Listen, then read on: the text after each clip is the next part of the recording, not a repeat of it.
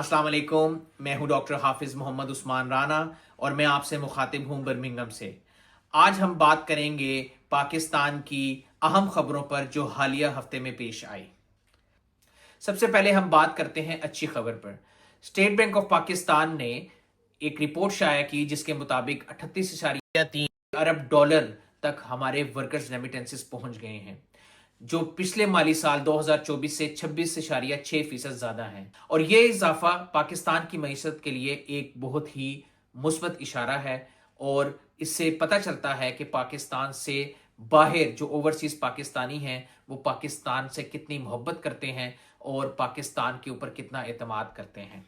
जबकि दूसरी तरफ हुकूमत ने रेमिटेंसेस के इंसेंटिव्स में कमी लाने का फैसला किया है और यह फैसला एक खतरनाक फैसला साबित हो सकता है। सबसे पहले हम बात कर लेते हैं पाकिस्तान रेमिटेंसेस इनिशिएटिव्स के ऊपर। पाकिस्तान रेमिटेंसेस इनिशिएटिव एक ऐसा मुश्तरका मंसूबा है जो 2009 में पाकिस्तान पीपल्स पार्टी के दौर में इसको लॉन्च किया गया। और यह मुश्तरका मंसूबे में state bank of Pakistan, ministry of overseas और मिनिस्ट्री ऑफ फाइनेंस शामिल है। इस मंसूबे बनाने का मकसद ये था कि जो ओवरसीज पाकिस्तानी हैं उनको फास्ट ट्रैक के थ्रू रेमिटेंसेस वो भिजवाएं और थ्रू बैंकिंग चैनल्स उनको इंसेंटिवाइज किया जाए ताकि वो इनफॉर्मल चैनल्स को ना यूज करें और फास्ट ट्रैक यूज करें ताकि जो हमारे रेमिटेंसेस हैं वो बढ़ सकें। लेकिन जो हालिया फैसला किया है हुकूमत ने जिसमें इंसेंटिव्स में कमी लाने का, तो उससे ये है कि जो फ्यूचर में लोग जो हैं वो थ्रू बैंकिंग चैनल्स पैसा नहीं मंगवाएंगे और फिर वो इनफॉर्मल चैनल्स यूज करेंगे जिससे हमारे रेमिटेंसेस में कमी आने का खदशा है। अब हुकूमत को क्या करना चाहिए? हुकूमत को फॉरेन एक्सचेंज बॉन्ड्स मुतारिफ कराने की जरूरत है और साथ ही साथ फास्ट ट्रैक जो पहले से एक पाकिस्तान रेमिटेंस इनिशिएटिव्स जो लॉन्च हुआ था उसको और बेहतर किया जाए और इंसेंटिवाइज किया जाए ओवरसीज पाकिस्तानी को, ताकि वो थ्रू प्रॉपर चैनल जो है वो अपना पैसा अपने फैमिली को और अपने जो प्यारे हैं उनको भेज सकें। साथ ही साथ इस हफ्ते एक और खबर है कि डिप्टी प्राइम मिनिस्टर ने यह फैसला किया है कि हम प्राइवेट कंसल्टेंट हायर करेंगे खास तौर पे इकोनॉमिक मिनिस्ट्रीज के लिए, ताकि वो पॉलिसी साजी करें और इम्प्लीमेंटेशन लेके आए। ये एक अच्छा कदम है, लेकिन साथ ही साथ ये एक सवाल को जन्म देता है और सवाल ये है कि क्या फेडरल ब्यूरोक्रेसी जो हमारी फेडरल सेक्रेटरीज हैं क्या वो इस काबिल नहीं कि वो निज़ाम चला सकें। तो हमें बजाय प्राइवेट कंसल्टेंट हायर करने के जो एक शॉर्ट टर्म सोल्यूशन है, हमें सीएसएस के स्ट्रक्चर को चेंज करने की जरूरत है और हमें ये देखना होगा कि क्या हमारा सीएसएस स्ट्रक्चर इतना काबिल है कि वो आगे right man for the right job हमारे ब्यूरोक्रेट्स प्रोड्यूस कर रहा है या नहीं। तो इसको देखने की जरूरत है। अब बात करते हैं पाकिस्तान के टैक्स के निजाम के ऊपर। 2024 में पाकिस्तान के तनख्वाहदार तबके ने 555 अरब रुपए का टैक्स दिया, जो पिछले माली साल से 42% ज्यादा है।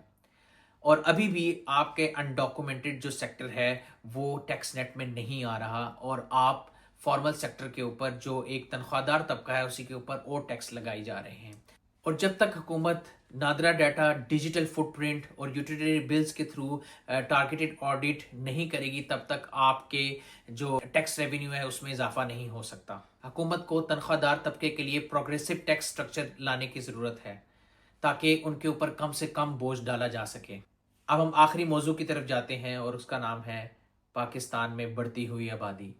11 जुलाई 2025 आलमी दुनिया में आबादी का दिन मनाया गया और साथ ही साथ हमें ये पता चलता है कि पाकिस्तान की आबादी 255 मिलियन तक पहुंच चुकी है और पाकिस्तान दुनिया में 5वां बड़ा मुल्क है आबादी के लिहाज से।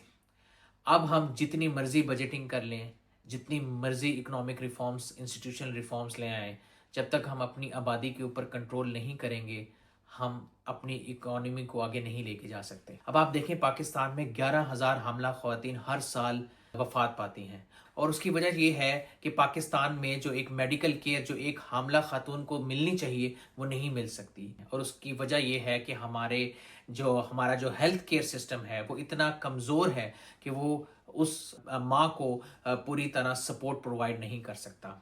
تو حکومت کو اس کے اوپر بھی کام کرنے کی ضرورت ہے، اور ہمیں جو ہے اویئرنیس لانے کی ضرورت ہے ان علاقوں میں جہاں پہ ابھی اس بارے میں اویئرنیس موجود نہیں ہے۔